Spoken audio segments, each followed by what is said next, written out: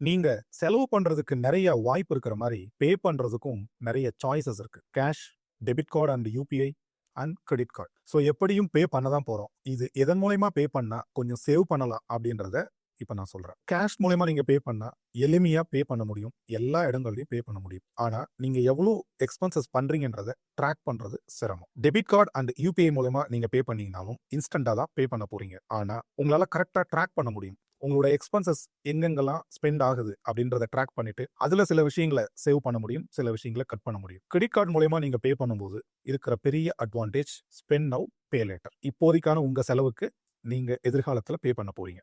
ரெண்டாவது, credit card payments எல்லாமே உங்களால கரெக்டா ட்ராக் பண்ண முடியும். சில எக்ஸ்பென்சஸை கட் பண்ண முடியும், சில எக்ஸ்பென்ஸ்ல இருந்து சேவ் பண்ண முடியும். இப்படி சேவ் பண்ற அமௌண்ட்டை நீங்க லாங் டேர்ம்க்கு எஸ்ஐபிலையோ ஸ்டாக்லயோ இன்வெஸ்ட் பண்ணிட்டு வரும்போது பெரிய வெல்த்தை கிரியேட் பண்ண முடியும். இன்றைக்கு சில்லறையா சேமிக்கிற இந்த பணம் நாளைக்கு சிகரத்தையே தொடுற அளவுக்கு வளர்ந்து நிற்கும்.